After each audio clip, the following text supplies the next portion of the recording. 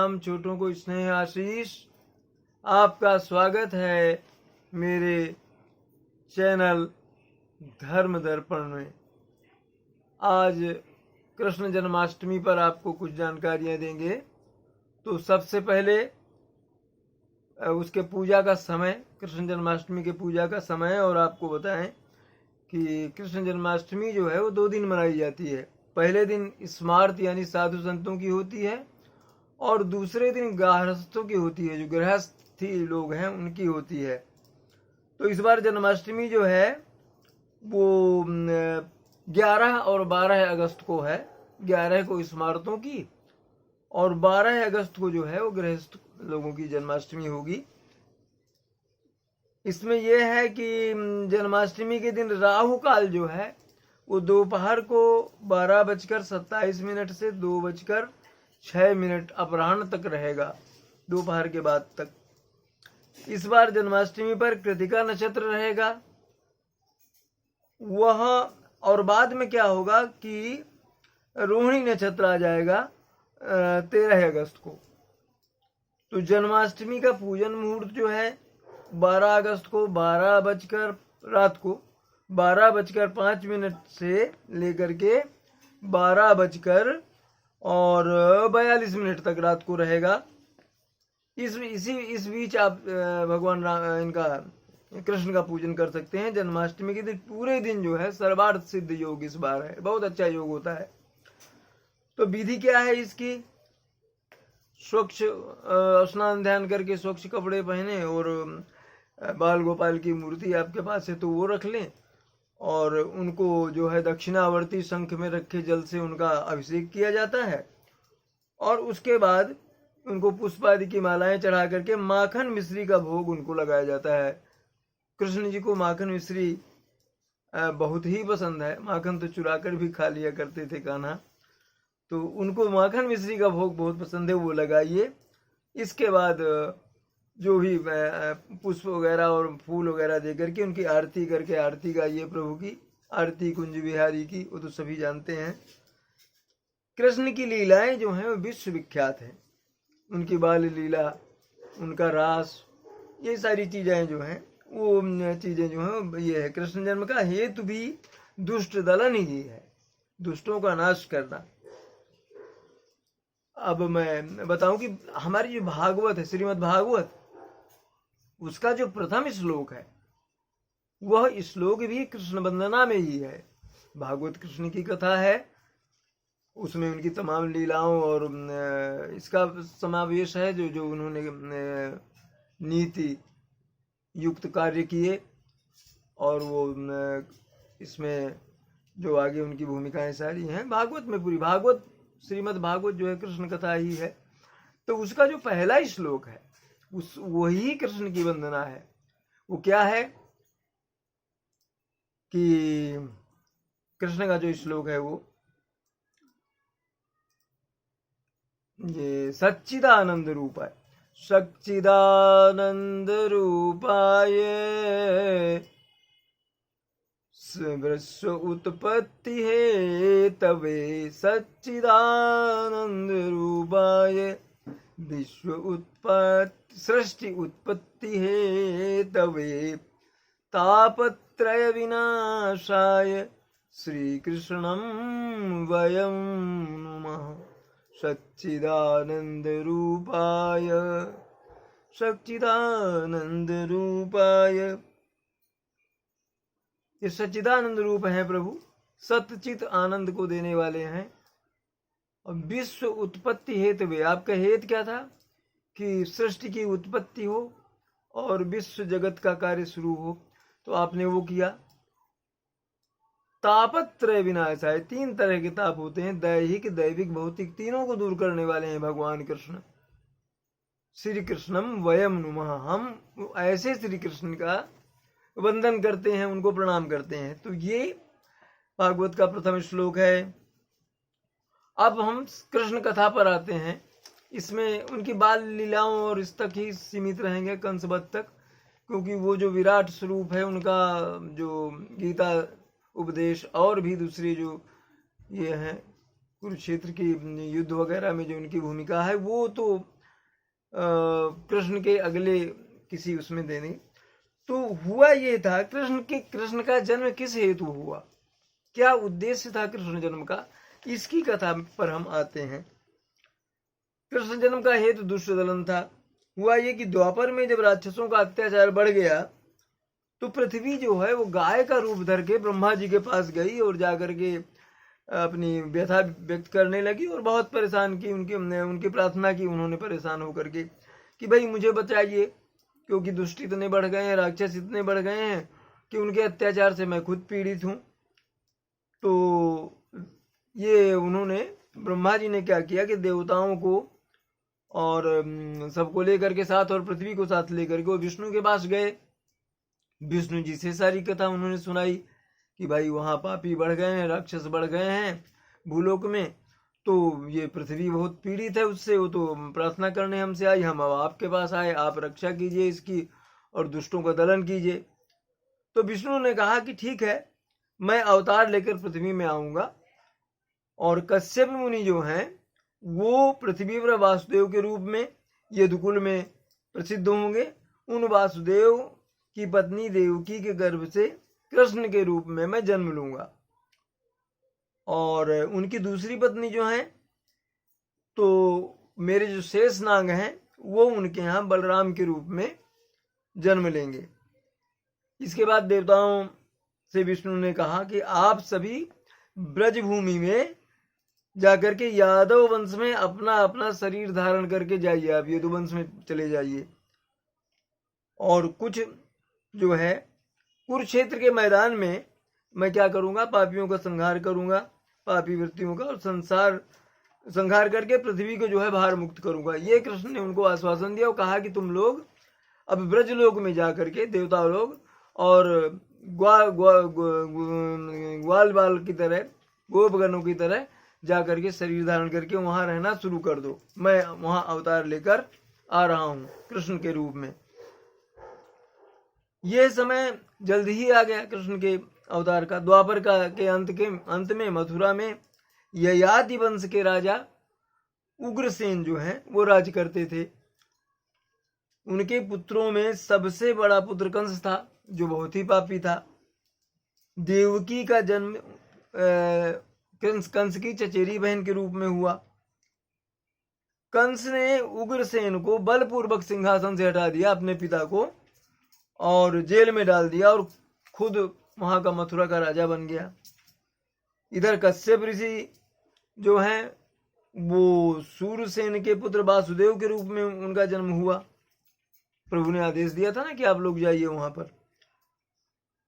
बाद में देवकी का विवाह जो है वो यादव कुल में वासुदेव के साथ हुआ। कंस देवकी से बहुत प्रेम करता था, चचेरी बहन से। जब कंस देवकी को वासुदेव के साथ विदा करने के लिए रथ लेकर जा रहा था साथ में, तो तत्काल उस समय आकाशवाणी हुई कि हे कंस, जिस देवकी को तुम इतने प्रेम से विदा करने जा रहे हो उसके गर्भ से जो 8वां पुत्र होगा वो तुम्हारा काल होगा, वो तुम्हारा संहार करेगा। तो ये सुनते ही तो कंस एकदम ठिठक गया और गुस्से में आ गया। वो तलवार लेकर के और देवकी की गर्दन काटने दौड़ पड़ा। कहा कि न रहेगा बांस न बजेगी बांसुरी, जब देवकी ही नहीं रहेगी तो 8वां पुत्र कहां से आएगा। और इस पर क्या हुआ कि जो वासुदेव के समर्थक थे वो लोग सब आ गए अस्त्र शस्त्र लेकर के। स्थिति युद्ध जैसी हो बन पड़ी। तो वासुदेव ने ही फिर इसमें बुद्धिमानी से काम लिया और कंस को समझाया कि भाई तुम्हें 8वां पुत्र चाहिए तो ये हम वचन देते हैं तुमको कि देवकी की जितनी संतानें होंगी हम तुमको सौंपते जाएंगे और तुम इसकी जान मत लो। देवकी के प्राण लेकर क्या मिलेगा तुम्हें, तुमको तो 8वें संतान से मतलब है ना, हम इसकी सारी संतानें तुम्हें देते जाएंगे। ये बात हुई तो वो कंस भी मान गया कि भाई ठीक है, ये तो अच्छी बात है। तो क्या किया उसने कि उन लोगों को कारागार में डाल दिया। कहा कि ठीक है, 8वां पुत्र ही मुझे तुम लोग अपना दे देना, मैं 8वां पुत्र ही अगर मेरा काल है तो उसे ही मैं नष्ट करूंगा। इस बीच नारद जी आ गए। वो तो सर्वत्र विचरते थे, तीनों लोकों में उनका आवागमन था। तो वो आए और एक कमल का फूल लेकर आए थे। वो कंस को समझाने लगे कि देखो इसमें 8 पंखुड़ियां हैं ऊपर वाले चक्र में, तो तुम गिनो तो कि इसमें 8वां कौन सा है। इधर से उधर से गिनोगे तो 8वां तुम कैसे तय कर लोगे कि यही 8वां कोई भी हो सकता है। तुमने कैसे कह दिया केवल 8वां पुत्र देना, बाकी छोड़ दो। नहीं नहीं नहीं, उनमें से कौन सा 8वां होगा तुम्हें क्या पता। तो उसने भी तय किया कि भाई ठीक है, सारे पुत्र जो तुम्हारे हैं उनको मुझे सौंपो और मैं उनका वध करूंगा, उनमें से पता नहीं कौन मेरा काल हो। तो यही शुरू हो गया, देवकी के पुत्र होते और कंस उनका वध कर देता। इस तरह उसने 6 संतानों का वध कर डाला उनका। तो अब हुआ क्या कि जब अगली बार जब उनमें गर्भवती हुई वो देवकी, तो नारद जी आए, उन्होंने समझाया कि भाई ये जो गर्भ है इसको संकर्षण विधि से योग माया की मदद से आप रोहिणी के गर्भ में प्रतिस्थापित करा दो। रोहिणी है तो वहां वो सुरक्षित रहेंगे और आपका ये संतान उसके यहाँ पैदा होगी और बच जाएगी। उसके बाद क्या हुआ कि वही उन्होंने किया। अब इतने 6 बालक तुम्हारे दिए गए थे। भाद्रपद की अष्टमी को काली अंधियारी रात थी, वो बरसात बड़ी जोरों से हो रही थी। उस समय कारागार में कृष्ण भगवान का जन्म हुआ देव की गर्भ से, और उन्होंने तुरंत अपना चतुर्भुज विष्णु का रूप दिखाया, चक्र गदा पद्म ये सब से सुशोभित, और कहा कि भाई मुझे ले चलो गोकुल में, छोड़ो नंद बाबा के घर, और वहां से जो कन्या है उसको ले आओ यहाँ और तत्काल ये करो। हुआ क्या कि जब कृष्ण पैदा हुए तो कारागार के दरवाजे जो हैं अपने आप ताले सब खुल गए और प्रहरी जो है घोर निद्रा में निमग्न हो गए। तो इन्होंने वासुदेव ने एक बड़े टोकरे में उनको रखा, भगवान कृष्ण को बाल रूप में जो थे, और लेकर के चल पड़े गोकुल की ओर। बहुत कारी अंधियारी रात थी, गर्जन तर्जन भीषण वर्षा ये सब हो रही थी। रास्ते में जमुना जी भी थी। जमुना में जब वो उतरे वासुदेव जी, तो जमुना का जल स्तर बढ़ने लगा, तेजी से ऊपर की ओर बढ़ने लगा, उनके गर्दन तक जब आ गया तो घबराने लगे। प्रभु जो थे बाल रूप में कृष्ण जी, तो वो समझ गए कि ये हमारे चरण छूना चाहती है जमुना, इसलिए बढ़ रही है। उन्होंने टोकरे से अपना पैर नीचे की ओर किया, जमुना में वो छू हो गया, उनका पैर स्पर्श कर गया, जमुना नीचे चली गई। वासुदेव पहुंचे गोकुल में, रात की अंधेरे में ही इनको कृष्ण को रखा यशोदा के पास। वहां जो पुत्री हुई थी उसको लेके वापस आ गए। कारागार में जो ही अंदर प्रवेश किया उन्होंने, स्वतः दरवाजे बंद हो गए, ताले लग गए, और जो प्रहरी थे वो जग गए। अब हुआ क्या, वो जो बालिका आई थी वो रोने लगी। बालिका का आवाज जब सुना उन्होंने, प्रहरियों ने तुरंत कंस को खबर दी। कंस दौड़ा दौड़ा आया, उसने बालिका को हाथ में उठाया, और जैसे दूसरे 6 बालकों को उसने पटक पटक करके पत्थर में मार दिया था, उसी तरह कन्या को भी पकड़ना चाहा, पटकना चाहा उसको। कन्या उसके हाथ से छिटक कर आसमान में चली गई और दिव्य देवी के रूप में प्रकट हुई वहां। और उन्होंने कहा कि अरे दुष्ट, तू मुझे क्या मारेगा पापी, तेरा मारने वाला तो गोकुल में है, वहां पल रहा है, वो पैदा हो गया है। और ये कह करके वो वहां से अंतर ध्यान हो गई। कहा जाता है कि यही विंध्यवासिनी देवी के रूप में विंध्याचल पर्वत में प्रतिष्ठित है, वहां पूजी जाती हैं।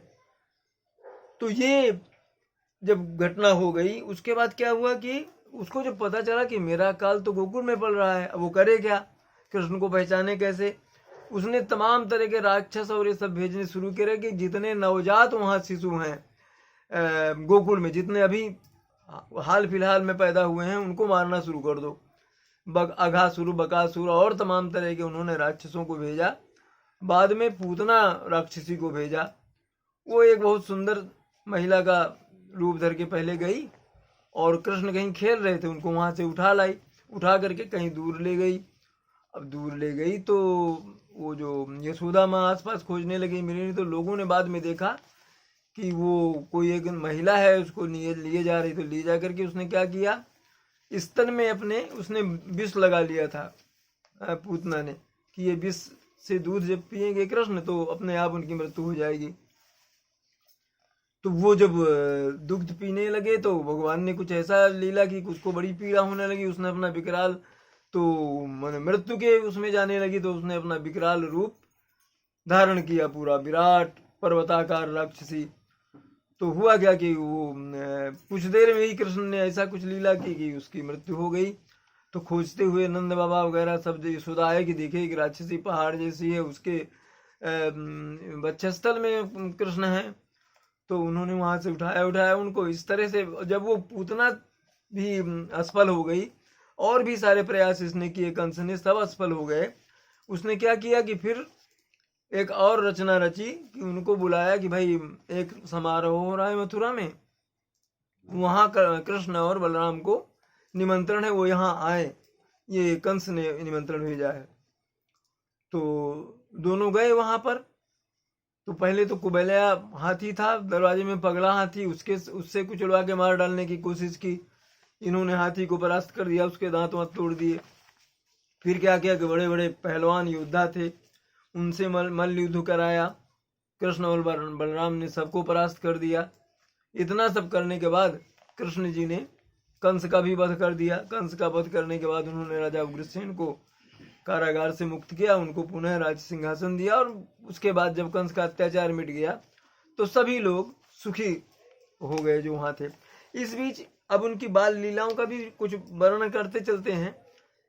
कृष्ण माखन चोर के नाम से बहुत प्रसिद्ध थे, और मतलब यशोदा माँ का दिया माखन उतना अच्छा नहीं लगता था जितना चुरा करके खाने वाला जो माखन था वो अच्छा लगता था।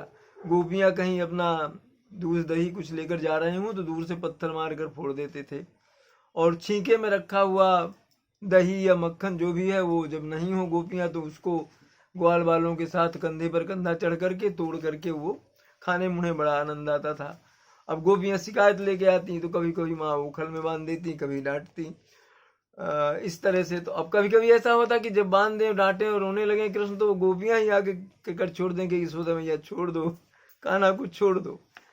तो अच्छा कान्हा अगर वो नहीं जाए उधर पनघट की तरफ या उनके घड़े को नहीं फोड़े तो उदास हो जाती थी, उनको बड़ा अटपटा लगता था कि आज कान्हा नहीं आया। ये उनकी बाल लीला थी। और भी तमाम तरह के इस तरह के क्रीड़ा वो करते थे बच्चों के साथ। एक वो भी है वस्त्र चीर हरण का भी एक लीला है। वो तब यही थे, किशोर वय में भी नहीं थे, बालक ही थे। तो वो स्नान कर रही थी सरोवर में गोपियां। तो इन्होंने क्या कि चीर लेकर के ऊपर वृक्ष में बैठ गए चुपचाप। अब वो कैसे जल से निकले स्नान के बाद, तो बड़ी चिरौरी और विनती करने से उन्होंने दिया। और यह भी सीख थी कि वरुण देव हैं, इनमें इस तरह से स्नान नहीं करना चाहिए। दूसरी बात ये भी कहा कि कंस का राज है, चारों तरफ आतताई फिरते हैं, कब कैसी क्या दुर्घटना हो जाए, इसलिए तुम लोग ये सब मत करो। इस चीज को मैं यहाँ एक थोड़ी टिप्पणी दे दूं, लोग बहुत गलत दृष्टि से देखते हैं। जिस शिशु और जिस बाल रूप में कृष्ण थे वहां कोई इस तरह के भाव का कोई मतलब ही नहीं था। यही था, वो संदेश देना चाहते थे कि भाई शालीनता से रहो और खुद को सुरक्षित रख के रखो, जहां यहाँ चारों तरफ राक्षस और दुष्ट फिर रहे हैं, ये बात थी। तो कृष्ण की एक वो लीला है, कृष्ण की एक लीला नाग, कालिया नाग को नाचने की भी है, उसके सर पर नाचने की भी है। ये कैसे हुआ था कि कालिया नाग जो है वो रुद्र का पुत्र है, पन्नग जाति का सर पे, वो रमण द्वीप में रहता था। तो रमण द्वीप में क्या हुआ कि गरुड़ ने जाकर एक बार उस पर वहां हमला कर दिया, बहुत परेशान किया। तो वहां से भाग करके वो जमुना के एक उसमें आकर के हिस्से में रहने लगा। जिस हिस्से में कालिया नाग रहता था वहां का जो जल है वो विषैला हो गया। ये इससे पता चला कि गायें जल पीती और बेहोश हो जाती। तो इस सबसे परेशान हो गए लोग। कृष्ण ने जान लिया, कृष्ण को पता चल गया कि यहाँ कोई विषैला विषधर नाग है। अब उसके बारे में कहते तो यहाँ तक है कि वो जब फुफकार मारता था ऊपर जो हवा या छींटे जाते थे पानी के, तो उससे पक्षी जो जा रहे हैं वो उस विष से गिर जाते थे मर के, ऐसा कहा जा रहा है। तो कृष्ण ने ठाना कि भाई अब इसको भी निपटा देते हैं।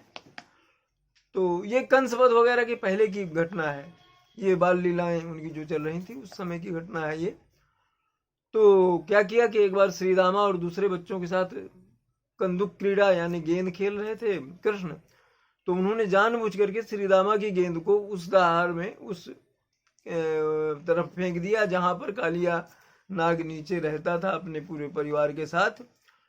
तो श्रीदामा रोने लगा कि भाई मुझे अपनी गेंद चाहिए। कृष्ण ने कहा चलो यशोदा मैया से दूसरी गेंद बनवा देते हैं, दिलवा देते। बोले नहीं, मुझे वही गेंद चाहिए। अभी प्रभु की लीला उसको प्रेरित कर दिया कि वो बोलता रहा। तो कृष्ण क्या किए कि एक पास के वृक्ष की टहनी में चढ़ गए, जमुना के किनारे की, और सीधे नीचे उस दहार में, उस कुंड में कूद गए जहां पर कि कालिया नाग रहता था। जब ये नीचे गए तो कालिया नाग तो अपना बल दिखाने के लिए इनको जकड़ में जकड़ लिया पूरा, और संघर्ष करने लगा। काफी देर संघर्ष हुआ। कृष्ण ने भी अपनी लीला दिखाना चाहा कि भाई ठीक है, तुम भी अपना जो शक्ति है आजमा लो। उसके बाद जब वो ये हो गए कि भाई ठीक है, अब इसका ये बता देना चाहिए, तो उन्होंने उस पर प्रहार करना शुरू किया। और वो देखे कि कुछ देर बाद वो, अच्छा इस बीच बच्चे लोग यशोदा मैया को संदेश दे आए कि कान्हा तो जमुना में कूद गया गेंद लाने की। सब भाग कर पूरा गोकुल आ गया और सब रोने धोने लगे कि कृष्ण को क्या होगा। इस बीच वो जो है कालिया नाग, वो जब कृष्ण के उससे विह्वल हो गया मार से, तो पानी के ऊपर वो आ गया सांस वांस लेने के लिए। तो कृष्ण उसके फनों पर नाचने लगे, नर्तन करने लगे। और जब ये देखा लोगों ने तो सब जय जयकार करने लगे कृष्ण की। इस तरह वो उन्होंने कालिया को परास्त किया, कालिया नाग को, और कहा कि तुम्हें अब कोई भय नहीं है, तुम यहाँ से चले जाओ। यहाँ जल विषाक्त हो गया, हमारी गौएं बेहोश रही, मर रही, तुम यहाँ से चले जाओ, रमण द्वीप में चले जाओ वापस।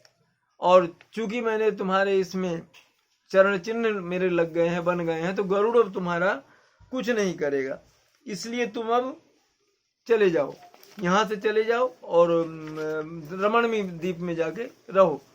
हुआ क्या था कि उसकी जो नाग की पत्नियां हैं, बच्चों को लेकर के, भगवान तो उसको मार ही देते, प्रार्थना करने लगी कि हमारे इन बच्चों का क्या होगा, प्रभु इसको क्षमा कर दीजिए।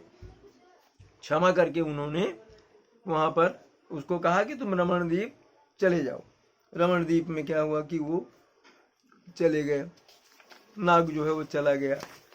अच्छा, इसमें एक ये भी आता है कि राधा का प्रसंग यहाँ भी नहीं लेंगे, बाल रूप है भगवान का, बाल रूप की ही वर्णन करें। हम आगे चल के कृष्ण पर जब विशेष रूप से करेंगे उसमें बहुत चीजें आएंगी। तो ये तो हुआ उनका ये तो गोपियों का वस्त्रहरण, माखन चोरी, और गोपियां जो उलाहना लेके जाती थी, यशोदा उनको ताड़ना देती थी, ये सब कभी उखल में बांधे कुछ हुई, ये कथा हुई। अच्छा, एक कथा आती है, ये ऐसा है कि मयूर पंख क्यों अपने मुकुट में बराबर लगाए रहते थे कृष्ण। इस पर एक कथा आती है कि गोकुल में कृष्ण के दरवाजे पर एक मोर आकर के और गाने लगता था कि मोरे कोई ना सहारा बिना तेरे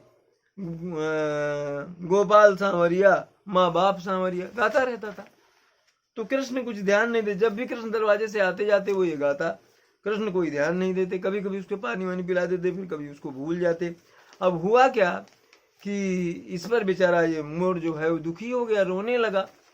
तो उसी समय एक मैना वहां से जा रही थी, ये कथा है जनश्रुति की। तो मैना ने मोर को रोते देखा, वो भी कृष्ण के द्वार पर।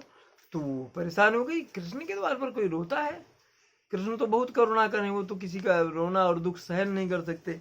आ करके वो बोली कि भाई क्या बात है, बताओ तुम। तो उसने कहा कि भाई मैं गाता रहता हूँ, मगर अब तो मुझे पानी पिलाने भी नहीं आते, ना मेरी तरफ दृष्टि रखते हैं। इसके बाद क्या हुआ, उसने कहा कि भाई चल तू मेरे साथ राधा के पास चल और राधा से सारी बात बता। तो मोर गया, राधा से सब बात बताया, राधा से बात बताई कि भाई तू मुझे पानी तक नहीं पिलाते, मैं उनका नाम गाता हूँ। तो राधा ने कहा अब जाओ, वापस जाओ, मेरा नाम लेकर वहां पर पुकारो, राधे राधे राधे गाओ वहां उनके दरवाजे पर, और फिर देखो क्या होता है। तो मयूर ने वैसा ही किया, वो राधे राधे जहां बोला कृष्ण तो दौड़ कर आए, उसे गले से लगा लिए। और उसने जब अपनी सारी कथा बताई कि मैं तो आपके दरवाजे पे आपका नाम रटता रहा, आप कुछ नहीं किए, अब मेरा क्या है। बोले नहीं, तुम मुझे बहुत परम प्रिय हो, और मैं आज से कहता हूँ कि मैं जहाँ रहूंगा वहां तुम्हारा मयूर पंख हरदम मेरे साथ रहेगा, अवश्य रहेगा। इसीलिए उनके मुकुट में मयूर का पंख लगता है। ये कृष्ण की कथा रही। और कालिया नाग की कथा हमने सुनाई ही, और इसके अलावा भी इनको कुछ और भी प्रसंग हैं जो कृष्ण की कथा से ही जुड़े हुए हैं। और एक चीज ये भी, जैसे उनके भक्तों में की कमी नहीं। सूरदास थे, सूरदास कहते हैं जन्मांध थे, मगर उनके ज्ञान चक्षु थे, और उन ज्ञान चक्षुओं से उन्होंने प्रभु के बाल स्वरूप का दर्शन किया, और बाल स्वरूप का जो वर्णन उन्होंने किया है वो अद्भुत है, अद्भुत वर्णन है। वो उन्होंने ही वो जब माखन खायो वाला जो उनका भजन है ना, मैया मोरी मैं नहीं माखन खायो, सूरदास का लिखा हुआ है, ग्वाल बाल सब बैर परे हैं, बरबस मुख लपटावे। ये ग्वाल बाल जो है मुझसे दुश्मनी करते हैं, जबरदस्ती मेरे मुंह में लगा दिए और शिकायत कर रहे हैं कि मैंने मक्खन खाया है। हालांकि खाते थे और सबको खिलाते थे, तोड़ फोड़ करके बटकी। बहुत नटखट, उसी लिए उनका नाम नटखट कान्हा पड़ा था। कान्हा जो है मीरा उनकी भक्त। मेरे तो गिरधर गोपाल, उन्होंने तो बोल ही दिया, मेरे तो गिरधर गोपाल दूसरों न कोई। और हुआ क्या कि प्रभु की भक्ति के चलते राणा ने विष का प्याला भेजा, वो उनके लिए अमृत हो गया। वो भी कुछ नहीं किया, कृष्ण की भक्ति थी वो। मीरा, ये सब समकालीन थे सभी लोग, मीरा तुलसी सभी। तो उनके एक भक्त रसखान भी हुए। उनका नाम तो सैयद इब्राहिम था, मगर वो अपना रसखान नाम रख ले, रसों की खान। क्या भजन उन्होंने भगवान पर लिखे हैं, और एक मुस्लिम होकर उन्होंने ये किया। वो अद्भुत है उनकी रचना प्रभु की जो उन्होंने की। रसखान की एक कविता है, अमर कविता है वो, 4 पंक्तियों की कविता है, मगर कृष्ण पर जो उन्होंने लिखा है अद्भुत अद्भुत, माने अवर्णनीय, अतुलनीय। सुनिए, ये रसखान लिख रहे हैं, जिनका नाम सैयद इब्राहिम था वो रसखान हो गए। वो लिख रहे हैं भगवान कृष्ण पर। कितना सुंदर पद है उनका ये कि धूरी भरे अति सोहत श्याम जी, धूरी भरे अति शोभित श्याम जू, तैसी बनी सिर सुंदर चोटी, खेलत खात फिरे अंगना, पग पैंजनिया कटि पीरी कछौटी, वा छवि को रसखान बिलोकत, वारत काम कला निधि कोटी, और काग के भाग कहा कहिए, हरि हाथ सो ले गयो माखन रोटी। कृष्ण आंगन में मक्खन रोटी खा रहे हैं, कौवा आया छीन के ले गया। तो रसखान कह रहे हैं कि उसके भाग को सराहिए। क्या कहें उसके भाग को, जो प्रभु के हाथ से ले गया मक्खन और रोटी। और वो कह रहे हैं कि कैसे हैं प्रभु, कि इतने सुंदर हैं कि करोड़ों कामदेवों की सुषमा मैं इन पर निछावर कर दूं। करोड़ों कामदेव इनकी तुलना नहीं कर सकते। कैसे हैं, खेलत खात फिरेंगे में क्या है, पग पैंजनिया, पग में पैंजनिया बंधी हुई है जो रुंझुन कर रही हैं, कटी पीरी कछौटी, और कटी में कमर में पीला ये पीत वस्त्र जो है बंधा हुआ है। ये वर्णन कर रहे हैं भगवान कृष्ण का बाल रूप का। ये रसखान ही थे। ये एक और कविता सुन ले उनकी, रसखान उनकी सुन लीजिए। या लकुटी और कामरिया, जब वो लकुटी कामरिया लेकर के धेनु चराने जाते हैं, उनका धेनु चारण भी तो गोपाल इसीलिए उनको कहा गया गोपाल, गो को पालते हैं, उनकी रक्षा करते हैं जो। तो जब वो धेनु चराने जाते हैं तो क्या दृश्य है वो देखिए। रसखान है, रसों की खान ही है। या लकुटी और कामरिया पर राज तिहू पुर को तज डारो, तीनों लोगों का राज मिल जाए तो भी मैं छोड़ दूंगा इस लकुटी कामरिया के लिए जो कृष्ण की है। क्यों, 8 सिद्धि 9 निधि को सुख, नंद की धेनु चराए बिसारो। 8 सिद्धियां और 9 निधियां होती हैं, इनका सुख भी मैं भूल जाऊंगा अगर मुझे नंद की गायें चराने को मिल जाए। क्यों, कृष्ण साथ में होंगे, कृष्ण के दर्शन होंगे। रसखान कबों इन आखिन सो, इन नेत्रों से अगर मैं कभी ब्रज के बनबाग तड़ाग निहारों, बनबाग और वहां के तालाब जो पुष्करणी है उनको अगर मैं देख पाऊं तो क्या करूंगा कि कोटिक हूं कलधौत के धाम, कलधौत माने सोना, कोटिक हूं कलधौत के धाम, करील के कुंजन ऊपर वारों। करोड़ों सोने के जो धाम है, महल हैं, उनको मैं ये वहां की गोकुल के जो कुंज उनों की करील की झाड़ियों पर निछावर कर दूंगा मैं। ये रसखान है। रसखान की कविताएं भगवान कृष्ण पर जो है वो अतुलनीय है, अतुलनीय है। ये उनका बहुत ही प्रसिद्ध है। देखिए, ये मैं इसलिए सुना रहा हूं कि ये जो उनका पद है वो बहुत ही प्रसिद्ध है कृष्ण की भक्ति में। देखो क्या कह रहा है रसखान, कवि रसखान क्या चाह रहे हैं। मानुष हों तो वही रसखान, बसों मिल गोकुल गांव के ग्वालन। मैं अगर मनुष्य बनूं तो गांव के जो उनके गोकुल के गांव के जो ग्वाले हैं उनके साथ मैं रहूं। और जो पशु हों, अगर पशु के रूप में मैं आऊं तो क्या करूं? जो पशु हों तो कहा बस मेरो, तब तो मेरा कोई बस नहीं चलेगा, मैं पशु हूं। चरो नित नंद की धेनु मझारण, मैं नंद बाबा की गायों के बीच में ही चलूं, उनके साथ चलूं मैं वन में। क्यों? कृष्ण होंगे वहां। पाहन हो तो वही गिरी को, अगर मैं पत्थर बनूं तो उस गिरी का बनूं, उस पहाड़ का बनूं। जो धर्यो कर छत्र पुरंदर धारण, वो गिरिराज जो है ना पर्वत, वो गोवर्धन पर्वत, उसको धारण किया था ना प्रभु ने, तो बोले पत्थर में बनूं तो उसी पर्वत का बनूं। ये रसखान कह रहे हैं। जो खग हो तो बसेरो करो, मिली कालिंदी कूल कदम गिरारण, पक्षी बनूं तो कालिंदी के तट पर, यमुना के तट पर कदम के वृक्ष में मेरा बसेरा हो, वहां कृष्ण ये करते हैं। या लकुटी और कामरिया पर राजती हूं पुर को तजदारों, ये उन्होंने। अच्छा, शेष गणेश महेश दिनेश सुरेशं जाहि निरंतर गावे, जाहि अनादि अनंत अखंड अभेद अछेद सुवेद बतावें। भाषा का श्रृंगार देखिए। नारद से सुख व्यास रहे पचिहरे, तो पुण्य पार न पावे, ताही अहीर की छोहरियां छछिया भर छाछ पे नाचन जावे। ये रसखान की रचना है। शेष नारद श्रुति सारे उनके जिनका पार नहीं पाते, उनको ग्वालों की छोरियां लड़कियां छछिया भर छाछ पर थोड़ा सा छाछ मांग रहे हैं और नाच नचा रही हैं वो। ये रसखान की रचना है। देखिए, आहा क्या बात है, दिव्य है। तो ये मैंने इसलिए सुनाया कि ये पक्ष भी हो जाए। और एक प्रसंग और इसमें सुनाते चलते हैं। जनश्रुति ही है, ये कब की घटना है ये नहीं पता। तुलसी को गए तो 500 साल से ऊपर हो गए।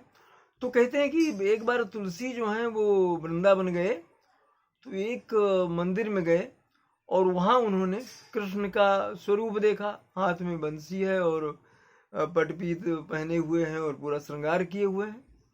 उन्होंने हाथ नहीं जोड़ा और वहीं पर एक रचना कर डाली और प्रभु से शिकायत कर दी उन्होंने कि का छवि वर्णो आज की। कृष्ण से कहने लगे, उलाहना देने लगे तुलसी, गोस्वामी तुलसीदास, का छवि वर्णो आज की भले बने हो नाथ, पर तुलसी मस्तक तब नवे धनुष बाण ले हाथ। मैं तो उस रूप में आपके पूजा करता हूँ, उस रूप में जानता हूँ, मैं तो तब हाथ जोड़ूंगा जब आप धनुष बाण हाथ में लेंगे। जनश्रुति है, ये कहते हैं कि पल भर के लिए कृष्ण की बंसी हट गई थी और उनके हाथ में धनुष आ गया था, तो गोस्वामी तुलसीदास जी ने हाथ जोड़ लिए उनके। ये कथाएं हैं प्रभु की। तो बाल लीला तक ही हम लोग इसमें केंद्रित रहेंगे। और वो इस जो पूजा जब पूरी हो जाती है तो उनकी जो प्रार्थना है वो आरती कुंज बिहारी वाली वो लोग करते हैं। तो अब प्रभु की आरती कर लेते हैं। आरती कुंज बिहारी की, श्री गिरिधर कृष्ण मुरारी की। आरती कुंज बिहारी की, श्री गिरिधर कृष्ण मुरारी की। गले में बैजंती माला, बजाते मुरली मधुर बाला। श्रवण में कुंडल झलकाला, नंद के आनंद नंद लाला। गगन सम अंग कांति काली, राधिका चमक रही आली। भ्रमर सी अलक कस्तूरी तिलक, चंद्र सी झलक ललित छवि श्यामा प्यारी की, श्री गिरिधर कृष्ण मुरारी की। आरती कुंज बिहारी की, श्री गिरिधर कृष्ण मुरारी की। कनक में मोर मुकुट बिल से, देवता दर्शन को तरसे। गगन सो सुमन राशि बरसे, बजे मृदंग मधुर मृदंग। ग्वालिन संग अतुल रति गोप कुमारी की, श्री गिरिधर कृष्ण मुरारी की। आरती कुंज बिहारी की, श्री गिरिधर कृष्ण मुरारी की। जहाँ ते प्रकट भई गंगा, सकल मल हारिणी श्री गंगा। स्मरण ते होत मोह भंगा, बसी शिव शीश जटा के बीच। हरे अघ कीच चरण छवि श्री बनवारी की, श्री गिरिधर कुंज बिहारी की। आरती कुंज बिहारी की, श्री गिरिधर कृष्ण मुरारी की। चमकती उज्ज्वल तट रेणु, बज रही वृंदावन बेनु। चहु दिशि गोपी ग्वाल धेनु, हसत मृदु मंद चांदनी चंद। कटत भव फंद, टेर सुन दीन दुखारी की, श्री गिरिधर कृष्ण मुरारी की। आरती कुंज बिहारी की, श्री गिरिधर कृष्ण मुरारी की।